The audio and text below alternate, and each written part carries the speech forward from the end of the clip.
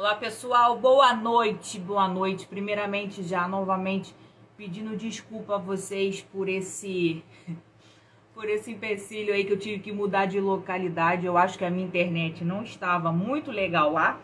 E aí, se vocês estão vendo, agora eu tô no quarto rosa, né? Então eu tive que vir aqui ocupar o espaço da minha filhota. E vamos agora reiniciar nossa live, nosso vídeo, né? Com um convidado super, mega, master especial, que é o Alexandre. E vocês vão entender um pouquinho do que aconteceu realmente nos bastidores de 2020 em relação ao impeachment do governador Wilson Witzel. Porque chegamos até aqui. Peraí, deixa eu aceitar.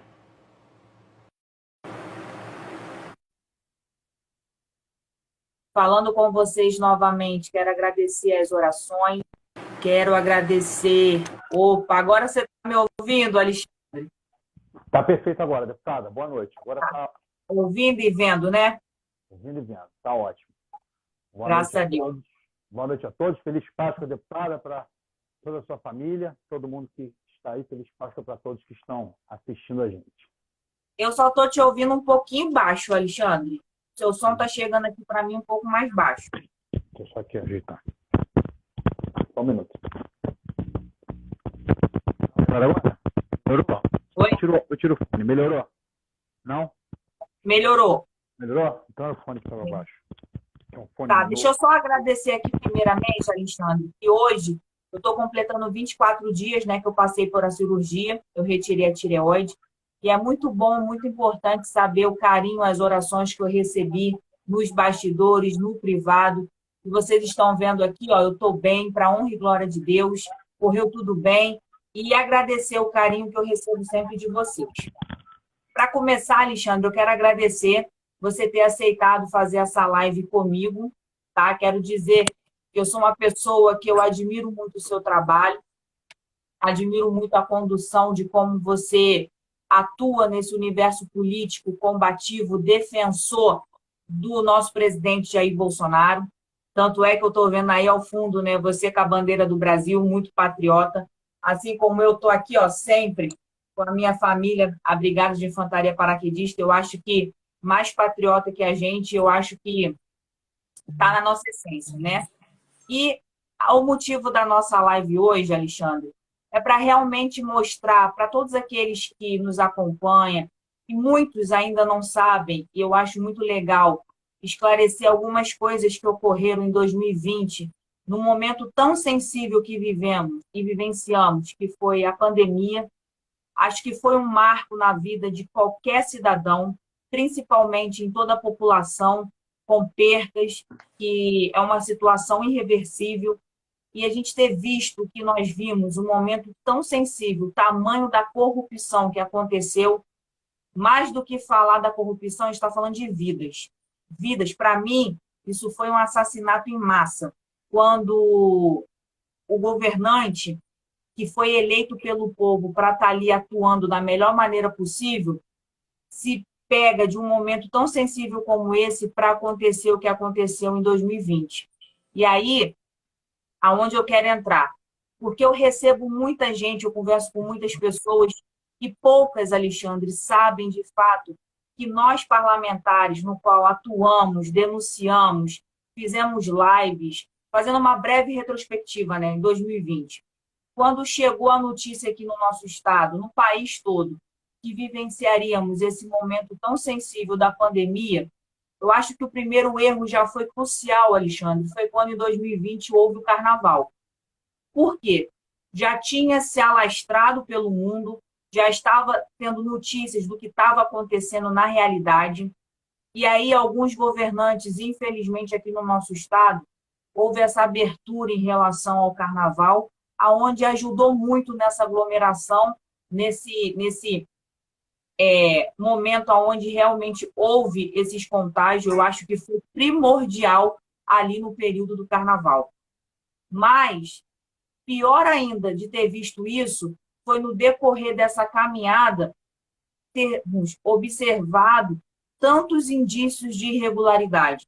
Eu acho que tanto para você como para mim foi um momento muito assustador, porque poderíamos imaginar qualquer coisa, Alexandre. mas não essas compras abusivas como houve, não essas contratações sem licitações com valores gigantescos como houveram. Então, assim, eu acho que foi um ano que impactou muito a vida da população pelas percas e pelo momento, mas também para a gente que nunca tinha vivenciado isso, ter descoberto tantas coisas, né, Alexandre? Aí eu queria que você entrasse nesse assunto com mais profundidade, porque você foi um pilar primordial para tantas descobertas, para tantas fiscalizações, para tanto, como é que eu posso dizer, trazer à luz as nossas visões, uma população que estava sofrendo, mas que não sabia o que estava acontecendo de fato nos bastidores, com tantas compras irregulares.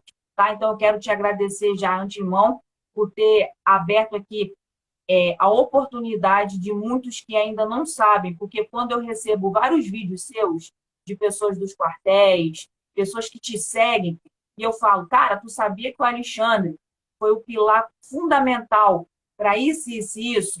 Porque nós, parlamentares, estávamos ali divulgando, trazendo à tona o que estava acontecendo, fazendo lives uma atrás da outra, gritando, fazendo barulho mesmo no parlamento, no plenário, mostrando o que estava acontecendo, mas nós, parlamentares, estávamos fazendo isso, os bolsonaristas, né? E eu posso dizer por mim, mediante a muita informação que recebi através do que você fiscalizou, do que você descobriu.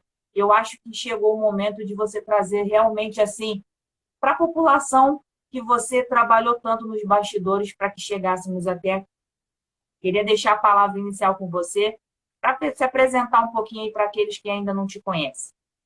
Então, deputada, agradeço muito as palavras, tá? Agradeço muito, me sinto lisonjeado com o elogio vindo da senhora, foi a nossa deputada líder dos bolsonaristas aqui do nosso estado, né? Então, a gente tem essa referência, tem a senhora como uma grande referência, e o que aconteceu em 2020 foi de fato, que nem foi dito agora, foi algo muito assustador, porque a gente escuta, às vezes, desde jovem, você escuta assim, ó, esses políticos aí, o que vai acontecer? Se tiver uma tragédia, é bem nesse momento que eles ganham dinheiro. Mas, às vezes, a gente só escuta essas histórias e você não vivencia, você não vê de perto o que aconteceu. Então, em 2020, quando a gente começa a pandemia, né, na China, ela vai para a Itália, ela começa a se alastrando, e aí ela vem chegando no Brasil. Se já existia foco antes do carnaval, que a senhora falou, era melhor não ter existido o carnaval, mas a gente sabe que muitos dos políticos utilizam do carnaval até politicamente, né? Então, a gente sabe que o próprio João Dória, em São Paulo, ele teve a oportunidade de não fazer o carnaval, mas ele fez o carnaval e já existia o foco da doença no Brasil nesse período. Nesse mesmo momento, o PDT, que é o Partido Ciro Gomes, entrou com uma ação na Suprema Corte, e a Suprema Corte decidiu que todas as ações de combate ao coronavírus seriam tratadas pelos estados e municípios, que ao governo federal caberia enviar recursos e adquirir as vacinas. Apenas isso, apenas isso. Todo o resto do trabalho seria feito pelos municípios e pelo governo do estado. Então, o governo federal começou a distribuir, de acordo com a população dos estados e municípios, quantidades muito grandes de valores para que você pudesse, enquanto a população ficava em casa, né, qual era a ideia? Que eles falavam de achatar a curva. Né? Enquanto a população ficava em casa, fazer hospitais de campanha, né, ou reformar os hospitais de maneira rápida, para quando essa população viesse a adoecer, você ter uma estrutura que fosse compatível com o número de pessoas que iriam ficar, que iriam adoecer, porque a doença tinha uma contaminação muito rápida e ninguém tinha grandes informações em relação a isso. Então, aqui no caso do Rio de Janeiro, um ano antes, né, em 2019, eu vinha estudando, que eu fui candidato a vereador em 2020, então eu já vinha estudando como era o funcionamento da saúde no município do Rio de Janeiro. E aí eu descobri que existia uma OS, que o nome dela era Iabas. Existiam duas OS aqui no município do Rio de Janeiro na gestão do Eduardo Paes. Uma OS chamava Viva Rio, e essa OS ela é de um membro da família Marinho, da Rede Globo, né? E uma OS se chama Iabas, que é uma OS que tinha um dono, um empresário paulista, que já foi muito envolvido em corrupção. E aí, quando eu fui estudar a saúde do município do Rio de Janeiro, eu verifiquei que essa OS de nome Iabas, ela tinha sido descompatibilizada do município. Ela não poderia, ela foi tornada inidônea pela Secretaria de Saúde do município. Falou, ó, tinham muitas coisas erradas, muita corrupção já na época no município do Rio de Janeiro. E aí, essa OS, o nome dela ficou no meu radar, né? Tanto a Viva Rio quanto a Iabas. E aí, o Wilson Witzel já vinha se demonstrando umas atitudes incoerentes com a campanha, né? Começou a ter atitudes incoerentes com a campanha, e aí acendeu aquela lanterna em todo mundo que apoia o presidente Bolsonaro. Falou, ó, esse rapaz Realmente. não vai durar muito Né, tempo. Alexandre? Já não estava batendo mais a informação do que nós recebemos durante a campanha, e quando ele entrou de fato, já estava saindo tudo do controle. O aumento de secretarias, o loteamento, né? A quantidade de cargos comissionados aumentando. Então, ali já tinha dado uma sinalização. Eu quero dizer para vocês que estão assistindo a nossa live que vocês me conhecem, vocês já acompanham o meu trabalho. Então, hoje, na realidade, eu vou ficar mais aqui, não só como deputada, eu vou fazer um pouquinho de repórter, Alexandre. Eu queria fazer algumas perguntas para você, para quem está aí do outro lado possa entender de fato como surgiu toda essa história, todo esse contexto. Para quem não lembra, Alexandre, em 2020, no momento da pandemia, eu engravidei, né, da Manuela, minha filha mais nova. E justamente quando houve essa definição que a parte de decisão não seria do governo federal, mas ficaria limitado a governadores e prefeitos, cada um responsável pelo teu município, pelas suas decisões no estado, aí que, de fato, aumentou uma sinalização para alguns parlamentares. E eu posso dizer que, mesmo grávida, Alexandre, eu trabalhei, eu fui às ruas, eu cobrei, eu fiscalizei, porque uma que, primeiro, é uma das minhas prerrogativas, uma das minhas funções como parlamentar. E outra, porque, como você mesmo disse, você começou a estudar, você começou a ver, e com esse acender das luzes já estava sinalizando que algumas coisas já estavam saindo do eixo, foi quando eu entendi que eu não poderia ficar em casa naquele momento, porque se deu a determinação que ficaria na decisão da esfera dos governadores e prefeitos, eu acho que eu, como parlamentar, e outros vereadores, aí que tinha que trabalhar o dobro, que tinha que estar em cima realmente cobrando, fiscalizando e vendo como seria o andamento desse gasto, desse dinheiro. Então, para quem lembra desse ano 2020, eu mesmo grávida, trabalhei, cobrei, fiscalizei, fiz barulho, Alexandre, nos plenários da LERJ, e muitos parlamentares riam, diziam que eu estava fazendo barulho, que eu estava fazendo politicagem, diziam que eu estava me apropriando daquele momento sensível da pandemia para querer fazer política, sendo que não. Nós sabemos perfeitamente que a voz do povo é a voz de Deus. E se aconteceu tudo isso depois de todo esse nosso trabalho, de toda essa fiscalização, foi porque a população, como tem muitos aqui acompanhando a nossa live, entrou em massa nessa participação, entrou em massa nessa cobrança, nessa fiscalização, e é por isso que eu falo que, por mais que digam que estamos fazendo coisas que não são, vocês estão aproveitando, a gente tem que continuar focado no nosso trabalho, a gente tem que continuar focado com a nossa certeza, estudando, como você falou, fiscalizando, vendo a fundo, e é por isso, cara, que eu falo mais uma vez, eu admiro muito o seu trabalho, admiro muito o seu comprometimento, porque mesmo você não sendo, nesse momento, um parlamentar, você estudou afinco e pôde nos municiar e nos abastecer dessas informações para que pudéssemos, de alguma maneira, estar cobrando, fiscalizando e levando para a população a informação do que estava acontecendo. E é isso que eu queria dizer para você. Parabéns mais uma vez. E eu vou começar com a primeira pergunta, que aí eu sei que você vai entrar nesse contexto, mas para que muitos entendam que hoje eu vou estar aqui fazendo algumas perguntas para você, para que você possa explicar detalhadamente como isso tudo aconteceu, tá bom? Primeiro, Alexandre, como surgiu para você as denúncias dos respiradores? Que todo mundo vai lembrar desse pilar primordial, foi as compras dos respiradores. Então, a denúncia dos respiradores, como é que aconteceu? Uma pessoa, né, ligada ao funcionário público do Estado, que sempre quando me entregam as informações, o meu compromisso é preservar a fonte, né? Então, a gente sempre preserva a fonte. Então, se um dia alguém quiser fazer uma denúncia, enviar uma denúncia para o gabinete da deputada Alan, qual é o parâmetro?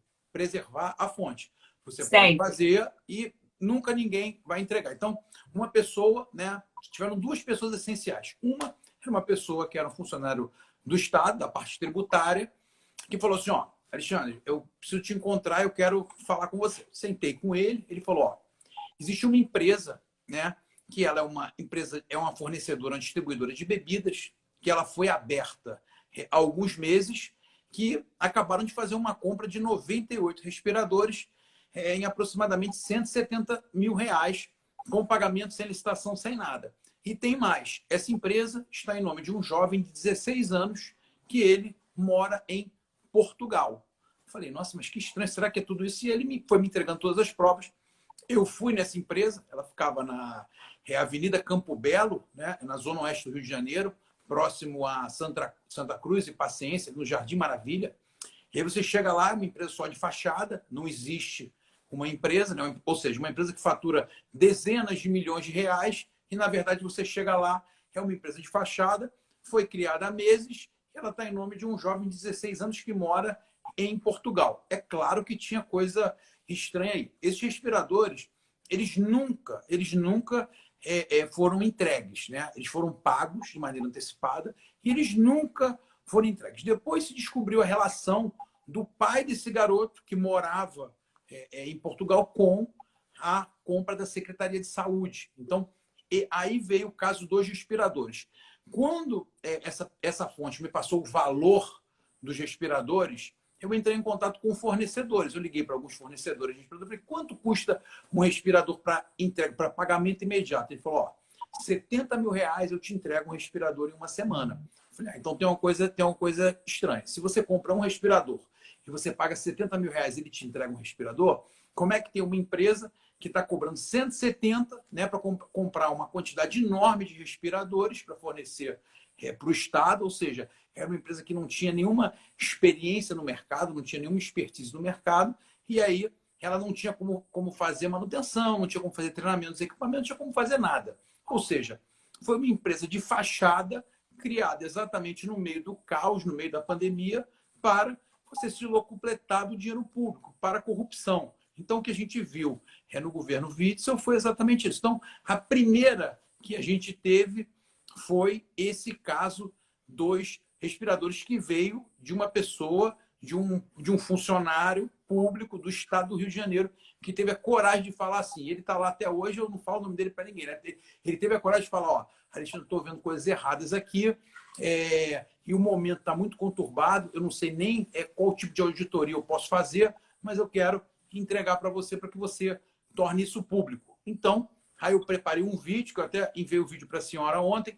Quando eu soltei esse vídeo na internet, 2 dias depois eu recebo já uma citação do governador Wilson Witzel me processando, pedindo R$ 50 mil, porque eu estava falando, que eu falei do nome dele no vídeo. Eu falei assim, ó, o governador está permitindo que isso aconteça com o dinheiro público. Nós estamos sendo enganados no Rio de Janeiro no período mais difícil dos nossos últimos anos. E aí ele entrou com um processo contra mim. Graças a Deus eu acabei ganhando esse processo dele, né? Eu consegui ganhar o processo dele, mas ele ainda teve a coragem de não só permitir tudo aquilo que aconteceu, como processar para tentar te calar, né? Que é uma estratégia que a gente sabe que acontece de quem praticam esses atos ilícitos. Quando você se levanta contra eles, eles tentam, de alguma maneira, te calar. Então, deputada, essa foi a história inicial dos respiradores. Eu lembro que quando chegou a informação dos respiradores para a gente, e aí nós ficamos muito assustados, porque foi um valor, um aumento gigantesco, que eles não tiveram noção, acho que do quantitativo, né, Alexandre? Porque, na realidade, foram muito dinheiro na compra dos respiradores. Poderíamos pensar até inocentemente assim, por exemplo, você ligou para uma empresa que ela tinha para pronta entrega, né, nesse valor estimado que você falou de 87 mil, né? Então, assim, suponhamos que essa empresa pensasse assim, poxa, vai ter um momento da pandemia, se eu quiser ganhar algum lucro em cima, eu posso botar até um valor um pouco maior, porque eu sei que vai ter esse momento da falta, né? A gente sabe como que algumas coisas acontecem. Mas você teve uma empresa de pronta entrega nesse valor, e aí você vê uma empresa que não tem capital para arcar com isso, não tem a expertise nesse assunto. Eu acho que foi um momento que impactou, foi o primeiro ato que, de fato, nos impactou de uma maneira que eu falei, meu Deus, é muito descarado, é muito descaramento você fazer uma compra nesse valor exorbitante, num momento sensível, aonde não precisa ter licitação, ou seja, meu Deus, o que estão fazendo com as vidas? Eu acho que foi aí que deu um estalo assim principal para que as fiscalizações, as cobranças, as pesquisas, né, aumentasse cada vez mais, né, Alexandre? E aí acabou que só foi desenrolando, né? Cada hora que a gente parava e piscava, aparecia uma coisa a mais, né? Exatamente. E esse valor dos respiradores, de R$ 70.000, ele já era um valor com alta da pandemia, tá? Ou seja, se procurar um respirador hoje, ele já deve estar valendo R$ 50.000. Na época, 2 anos atrás, antes da pandemia, chegaram a adquirir respiradores a R$ 40.000. Então, Não, a gente essa lembra que alta já aconteceu isso, né? eles já estavam A tendo compra lucro. do Crivella. Lembra que Sim. o Crivella fez uma compra antes do período da pandemia?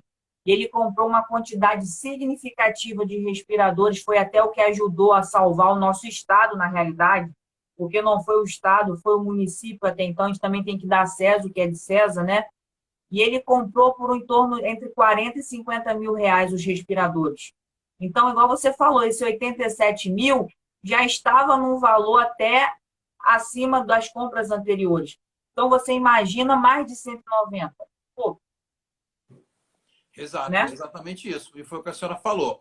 Acabou que nesse período, aí foi um milagre, né? Que o Crivella tinha comprado esses respiradores e conseguiu distribuir. Eu acho que a senhora, na época, conseguiu também para a sua cidade, algumas outras cidades que não tinham equipamentos em volta do município do Rio de Janeiro acabaram recebendo, né, do município do Rio de Janeiro, esses equipamentos que tinham sido comprados, que eles foram divididos, e o município ele fez um papel ali de governo do Estado, né? O governo Foi. funcionou e o município fez esse papel.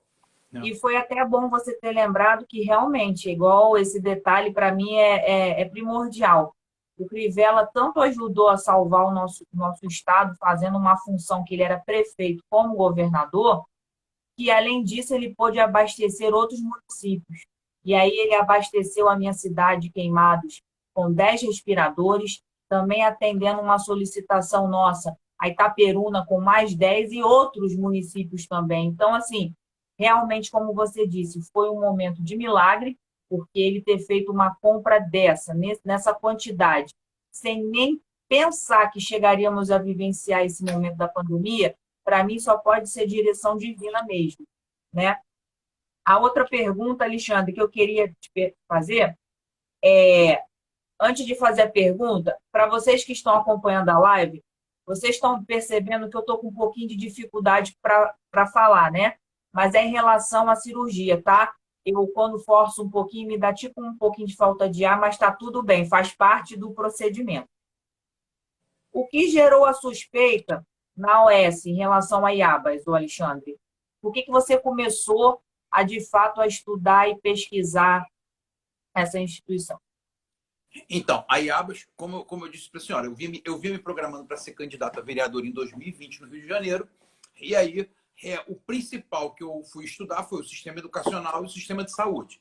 No sistema de saúde, eu identifiquei, como eu falei no início da live, duas OS. A Viva Rio, que pertencia aos mesmos sócios donos do Grupo da Globo, que elas tinham um contrato desde a época do Eduardo Paes, e a IABAS. A IABAS ela tinha sido tornada inidônea. O que é inidônea? São empresas que têm contratos, né, com um ente estatal que praticam atitudes indevidas, e aí o chefe do executivo ele torna essa empresa inidônea. Essa empresa não pode mais participar de licitação, não pode mais ter contrato com o Estado. Eu falei, então essa IABAS alguma coisa tem. Eu li os processos, ela tinha tido realmente muitos problemas com o município do Rio de Janeiro. Quando o Witzel resolve fazer os hospitais de campanha, a ideia dele era fazer 7 hospitais de campanha. Cada hospital de campanha tinham 200 leitos, eram 1.400 leitos. São Gonçalo, Nova Iguaçu, o principal era o do Maracanã. Maracanã. Maracanã eram 2 unidades, ali você teriam 400 leitos, eram 2 tendas, né? Ele em Casimiro de Abreu, Campos Goitacazes, Duque de Caxias, Nova Iguaçu, né? Isso. Casimiro Seriam não chegou nem a locais. inaugurar, né? Casimiro Não, de nem Campos chegou, mas inaugurou. esses seriam os 7 hospitais que seriam, né? Isso. E aí, deputado, por coincidência da vida, né? Foi a primeira visita que eu fiz a um hospital de campanha foi numa sexta-feira de Páscoa. Então, hoje fazem exatos 2 anos que estava sendo montado o hospital do Maracanã. E aí, na época, eu tinha visitado o hospital da Prefeitura do Rio, no Rio Centro, que ele foi feito com um padrão muito bom, funcionou melhor no Brasil. E aí eu estava visitando isso e eu ouvi as pessoas falando assim, ó, se você for no hospital do Maracanã, que está sendo feito pela IABAS, do governo do estado, você vai ficar assustado que está horrível, não funciona, eles estão utilizando equipamentos já usados. Eu falei, pô, eu vou lá hoje. Aí eu peguei e fui lá no hospital e vi o caos. E aí eu fiz um vídeo dentro do hospital. Esse vídeo viralizou, e aí uma outra pessoa, que era uma funcionária interna dessa empresa, que também não concordava com o que estava acontecendo, ela é do sul do Brasil, ela falou, ó, eu vou voltar para minha cidade, mas eu quero te entregar as provas, eu vou te contar o que está acontecendo. E aí ela me entregou, deputado, uma planilha de custos e algumas coisas que foram gerando curiosidade. Por exemplo... Alexandre, graças a Deus, em todo lugar, em toda instituição, em todo lugar, tem alguém guiado por Deus que não aceita, né, essas coisas. E por mais que eles não tenham o poder de mudar nada, porque às vezes a pessoa está num lugar porque ela é obrigada a estar por causa do trabalho, mas ela não aceita ver as coisas erradas e fazem como essas pessoas fizeram com você, né? Em denunciar, em ver que você era uma pessoa de confiança, e você está mantendo o sigilo dessas pessoas, o nome, quem foi. Então, assim, eu louvo a Deus por encontrar e saber que tem pessoas que não se calam mediante as coisas erradas, né? Exatamente, foi isso que a senhora falou. Por coincidência, os dois são bolsonaristas também, que eu mantenho contato com eles até hoje, a gente se fala, e esses dois informantes, né? Nesse caso, ela falou, ó, eu vi o seu vídeo, eu quero falar com você, você pode me encontrar no local, mas tem que ser só você, que eu vou levar informações para você. Eu fui encontrar com ela no local, e aí ela trouxe diversas provas do que estava acontecendo, mas foram muitas provas, muitas coisas estavam acontecendo na IABAS. Uma que ela me falou de cara que eu fiquei assustado era o contrato que existia entre o marido da deputada federal Joyce Hasselmann, né, com a IABAS, né? Porque quando você tem uma organização social, é como se o Estado terceirizasse esse serviço. Então, essa empresa, ela tem uma facilidade de contratar, que de repente, se for um ente estatal, ele vai ter que seguir uma série de procedimentos que pode dificultar a manipulação de algumas coisas. Quando você passa para uma empresa dessa, em alguns casos, você tem até facilidade em fazer isso. Então, o que ele fazia? A Joyce Hasselmann, o marido dela, tinha um contrato, né, com a IABAS de fazer, o tópico desse contrato se chamava adequação de leitos Covid, ou seja, ele cobrava, deputada, por hospital de campanha, R$ 270 mil por mês por hospital de campanha, para falar assim, quantos metros tem uma cama, qual a distância de uma cama para outra. E aí, tudo isso que ele fazia, essa pessoa que trabalhava no Ministério falou, Alexandre, tudo isso que ele está fazendo, adequação de leitos, é um serviço que é prestado pelo Ministério da Saúde. Então, esse serviço já é feito já. A empresa não precisa recontratar. Hoje, o Ministério da Saúde, ele nos presta essa consulta. Ele fala, ó, o leito tem que ser desse tamanho, com essa distância, dá para ter tantas pessoas numa unidade. Então, o Ministério da Saúde já prestava esse serviço. E aí, o marido da Joyce Hasselmann, ele tinha essa empresa que tinha esse contrato milionário com a IABAS. por que tinha esse contrato, né? E esse contrato, tão logo a gente denunciou esse contrato, a Joyce Hasselman fez um vídeo na época, falou assim, eu vou lhe processar. Até hoje o processo não chegou e acabou que esse contrato, eles mesmos, no mês seguinte, rescindiram com medo disso avançar. Então, foram várias coisas que foram ali encontradas. Por exemplo, cada um dos 7 hospitais tinha em contrato que iria gastar mensalmente R$ 600 mil com jardinagem. Ou seja, um hospital de campanha, que é um hospital para atender emergência, não tem necessidade de ter jardinagem. Tem necessidade de você gastar o dinheiro público num momento de extrema dificuldade, ainda mais você gastar R$ 600 mil com cada um dos 7 hospitais. Ou seja, era uma farra do dinheiro público que eles estavam Ainda fazendo. tinha um outro item também que eu lembro, Alexandre, além de ser esse dinheiro que no final daria 24 milhões em jardinagem, tinha também um outro item que eram 42 milhões em publicidade. Você lembra? Publicidade de hospital de campanha 42 milhões em publicidade. era assustador. Os valores, deputado, eram assustadores. O aluguel de tenda eram milhões você alugar uma tenda. Valores que não correspondiam à realidade. Obviamente, a turma do Witzel, que se instalou ali no Palácio, aqui no estado do Rio de Janeiro, realmente fizeram uma verdadeira atrocidade com isso mesmo. Então, era cada machadada que a gente dava, cada contrato que você sentava para ler, tinha uma coisa errada. Era assim, muito, muito absurdo. Alexandre, eu lembro que lá em Casimiro de Abreu, eu cheguei até a falar sobre isso no plenário, porque tinha a previsão de um hospital desse de campanha para Casimiro de Abreu. E aí, a população em si começou a entrar em contato dizendo que tinha uma estrutura de um hospital, só que desativado, né, lá em Casimiro de Abreu. E que esse hospital de campanha, o hospital da Covid, ficaria ao lado dessa estrutura. Então, eu me pergunto, para que você alugar tenda, preparar isso tudo externamente, se você tinha a estrutura que você poderia mobiliar, deixar em condições, até para que no momento que passasse a pandemia, o hospital já estaria pronto e já tinha voltado a ser ativado, certo? Mas não. Acho que até por isso, por esses embates, não chegou nem a ser feito o hospital lá em Casimiro, porque tinha a estrutura do hospital já feita. Tinha uma estrutura. Ele só precisava ser mobiliado. Ou seja, não mobiliou o que tinha e nem fez o hospital. Entendeu? Exatamente, eu tive lá, eu tive no Hospital de Casimiro de Abreu, era uma estrutura do lado, era um prédio que até de tijolinho assim em volta, eu tive lá, aí eu olhei a placa, foi um hospital construído na época do governo da Rosinha Garotinho, né? E ele já estava desinstalado há uns 5 anos, esse hospital. E aí, quando eu cheguei lá, comecei a fazer vídeo, aí foi chegando um morador, outro, foi começando a conversar com a gente, e disse, poxa, esse hospital está há 5 anos fechado, por que não reabre esse hospital? E do lado era só a tenda, né? Com o piso de madeira, a tenda em cima, e dentro absolutamente nada, absolutamente nada. Mas exatamente o que você falou, deputado, eu cheguei aí em Casimiro de Abreu e existia sim um hospital do lado que estava pronto para, assim, o custo de abrir ele seria um custo muito baixo porque a estrutura toda era pronta.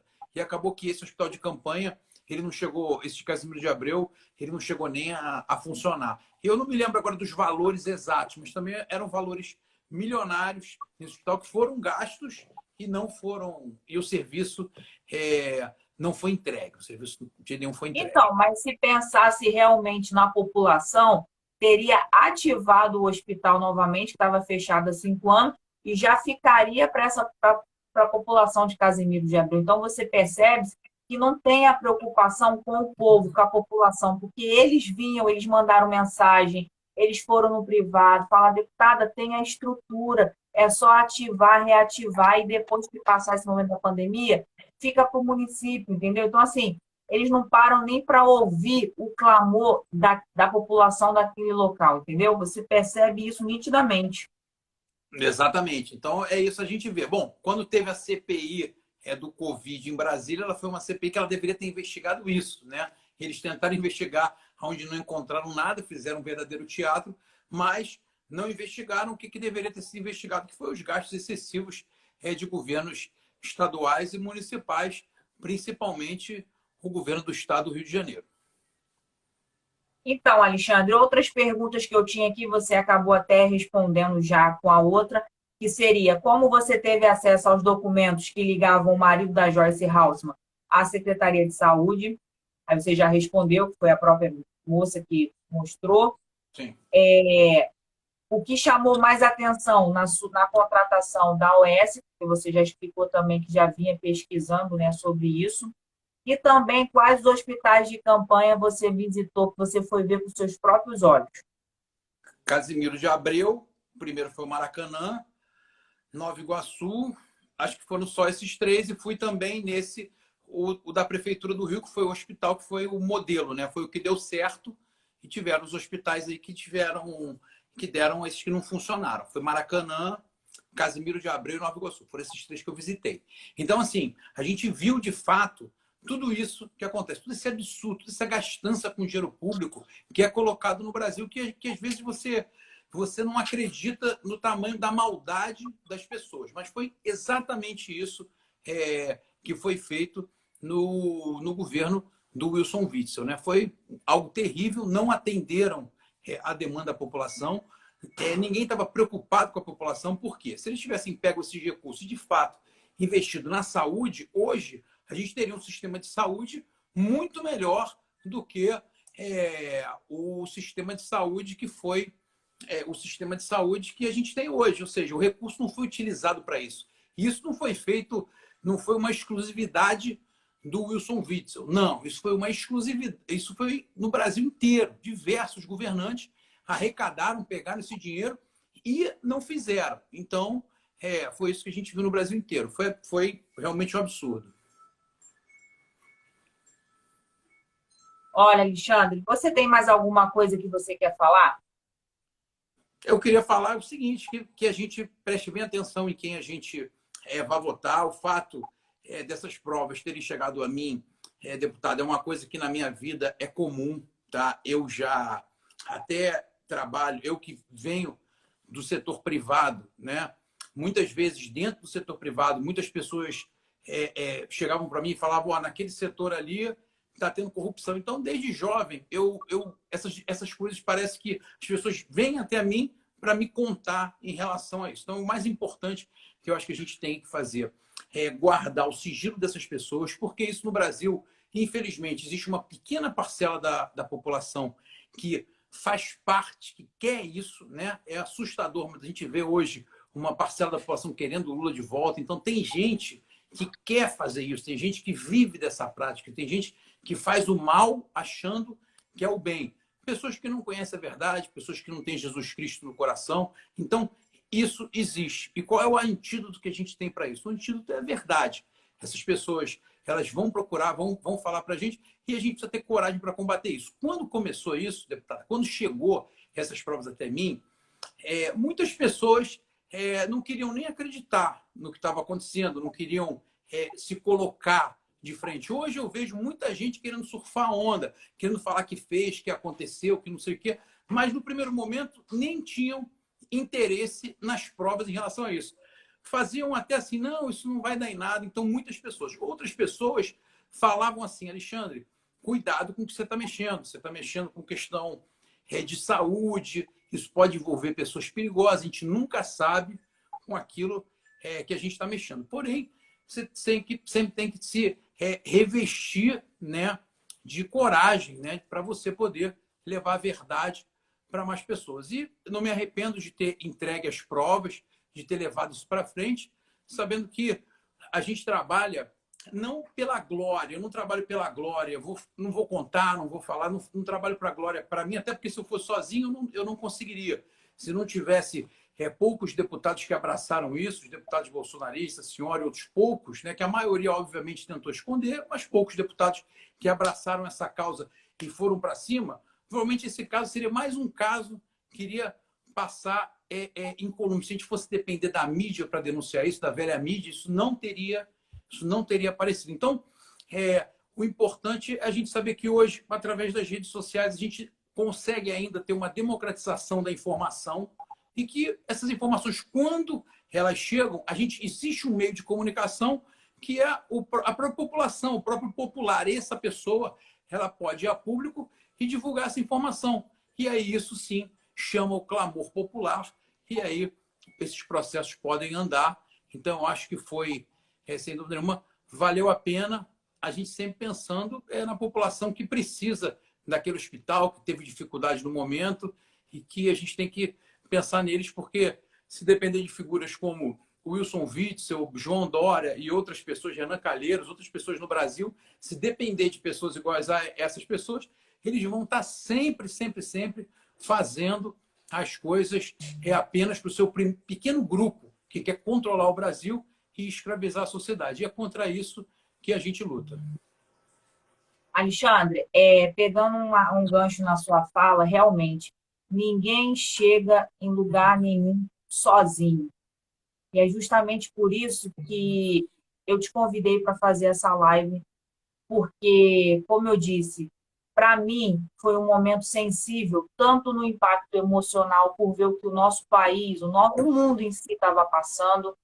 Segundo, porque, como eu disse, eu estava grávida e eu tinha um momento que eu tinha que estar na rua, eu tinha que estar com um grupo que, querendo ou não, só quem vestiu essa camisa é quem usa verde e amarelo, que cobrou, que denunciou.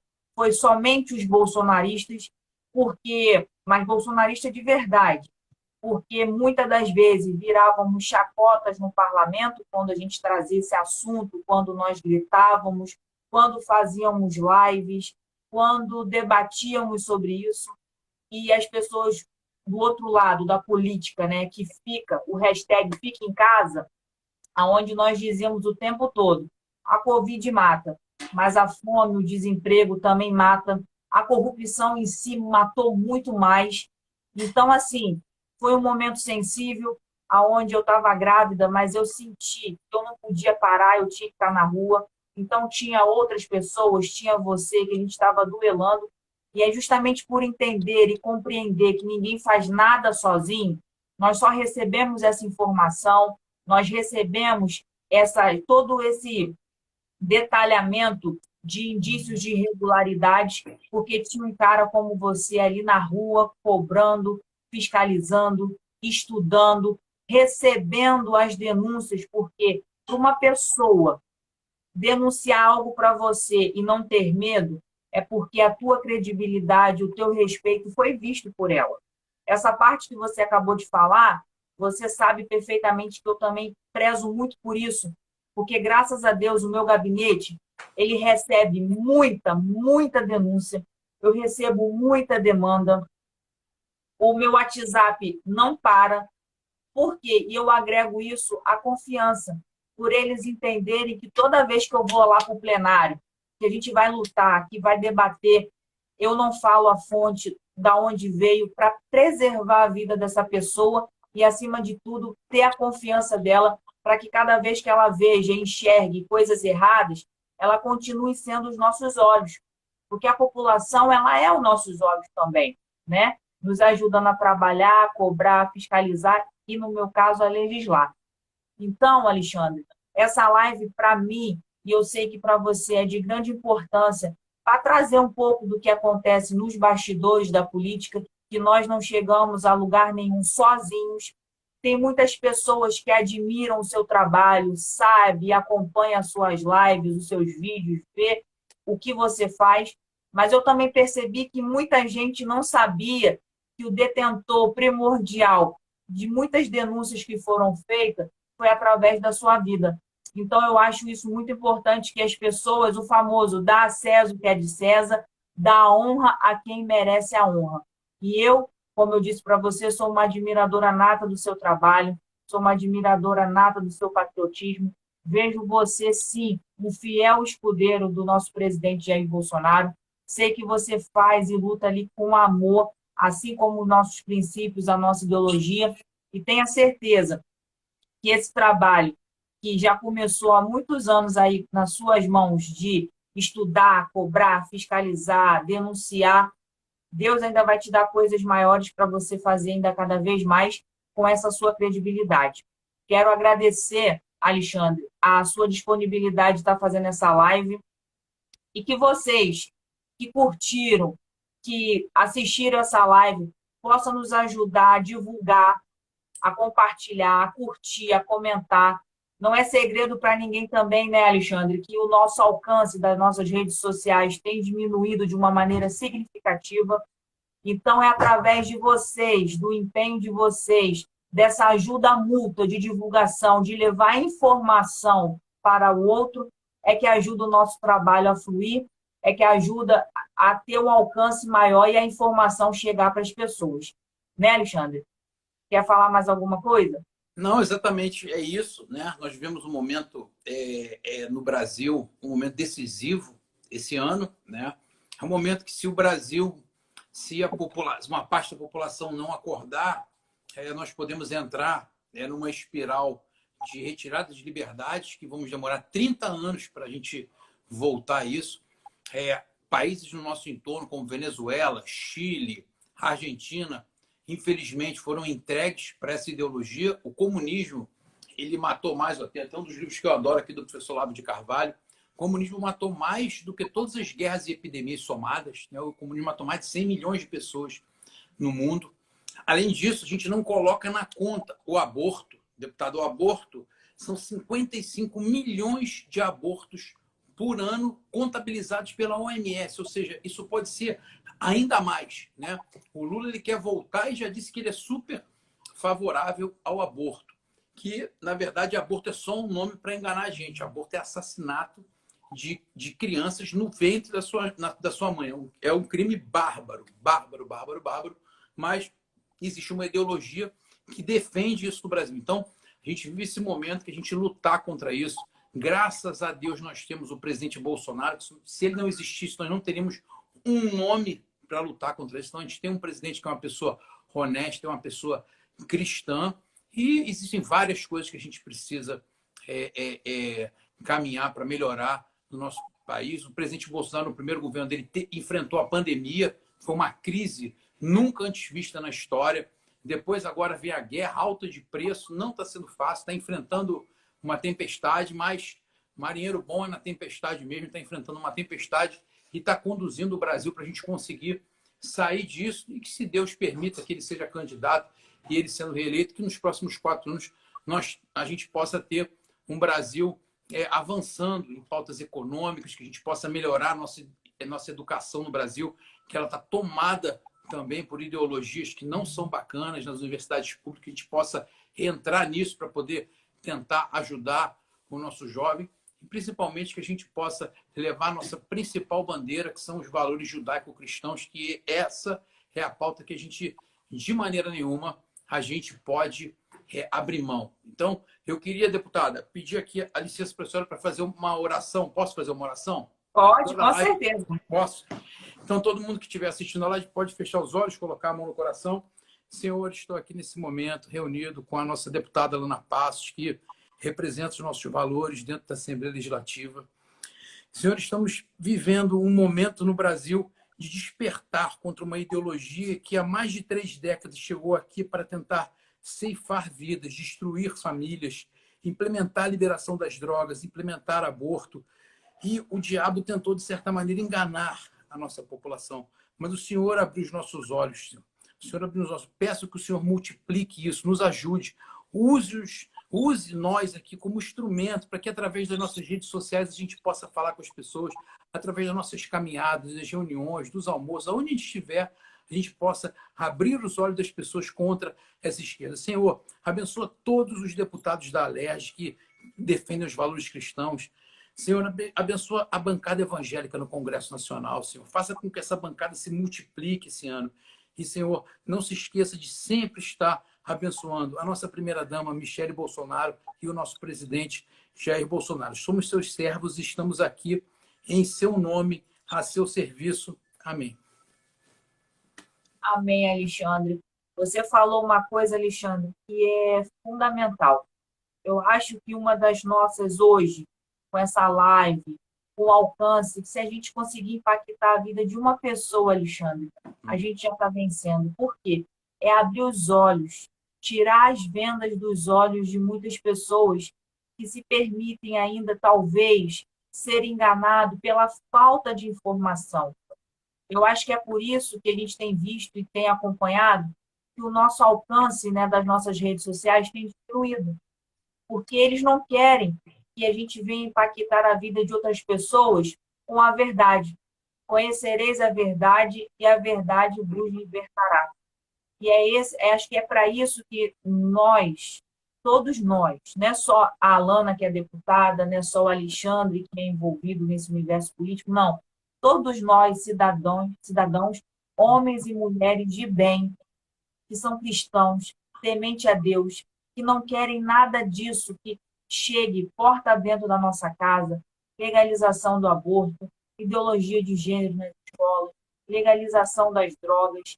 Pelo contrário, queremos um bem-estar da família, mas na sua totalidade, sem distinção de ninguém, de ninguém. Cuidar do povo, da população. E o nosso presidente tem feito isso com tanto amor, com tanto zelo, uma missão tão árdua para um ser humano que eu posso dizer que apanha 24 horas por dia pelas nossas vidas. Um ser humano que é guiado, sim, por Deus, porque passar por esses momentos que você citou, a pandemia, agora nós estamos vivendo um momento desse, que está havendo guerra em outros países, mas que acaba afetando a economia do nosso país, o homem tendo discernimento de direção dos altos céus. Por quê? Passar pela pandemia, como o nosso país passou, podem falar que o auxílio emergencial era pouco, mas, Alexandre, para quem não tinha nada, era muito. Conseguir levar o pãozinho de cada dia, isso, e sem afetar, lógico, a economia foi sentida, mas eu acho que se não fosse o nosso presidente estar ali no comando da condução, teríamos um caos muito maior se fosse governos anteriores. Porque governos anteriores fingem pensar no outro, no pobre, mas na realidade só pensou neles, eles e eles. Então, assim, a sua oração foi, assim, muito bem-vinda pelas nossas lideranças, pelo nosso presidente, pela nossa primeira-dama, pela bancada evangélica que precisa cada vez mais estar de pé e fortalecida, porque sabemos perfeitamente que tem entrado os projetos em pauta que vêm totalmente para desestabilizar o povo cristão, tá? Porque pode dizer que o nosso país é laico, mas a intenção é nos calar, e isso eles não vão conseguir. Por todos os deputados que verdadeiramente sejam imbuídos nos seus posicionamentos, na firmeza daquilo que nós nos propusemos em 2018, continuarmos firmes e unidos, de fato, para o bem-estar da população e salvar o nosso país. E agradecer a você, Alexandre, e todos aqueles que estão aqui nos acompanhando. Nosso muito obrigado. Que vocês possam estar curtindo, compartilhando, divulgando, nos ajudando. Como eu costumo dizer, somos soldados, mas os soldados do bem. Vamos levar a verdade. Mais uma vez, conhecereis a verdade e a verdade vos libertará. E como você falou de Olavo de Carvalho, eu queria falar aqui um trecho de Olavo de Carvalho. Quem colocou, até escreveu, foi a pastora Tatiana Ueda. Quero mandar um beijo para ela, que eu sei que está nos assistindo. A Big Mama também, outro beijão. Uma pastora querida do meu coração. E a pastora Tati, né, botou assim: não existe boa intenção sem amor à verdade. A ilusão de boas intenções é uma das formas mais pérfidas da maldade. É a ternura do diabo. Olavo de Carvalho. Eu, quando li esse trecho, eu fiquei impactada, porque é a mais pura verdade. Que possamos continuar, Alexandre, imbuídos dessa missão, não nos dada por homem somente, mas nos dada por Deus, porque a Ele a honra e a glória, e por Ele, para Ele, são todas as coisas. Finaliza aí, Alexandre. Amém. Obrigado, deputada Alana, mais uma vez agradeço a todos que estão aqui. Desejo mais uma vez feliz Páscoa para aqueles que entraram depois na live. Quem quiser seguir o nosso trabalho, e já segue a deputada Alana, está aqui o nosso Instagram, é Política BR. Quem for do meu Instagram e por acaso não conheceu, acredito que já conhece, que eu falo bastante do trabalho da deputada, mas quem não conhece, por favor, siga a deputada Alana e fiquem à vontade para mandar mensagem, conversar no direct, pedir para participar de um grupo de WhatsApp. Nós precisamos estar unidos.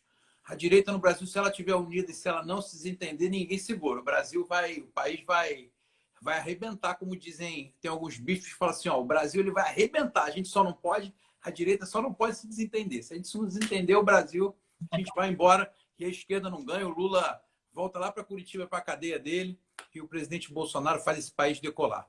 Obrigado, deputada. Boa noite. Feliz Páscoa.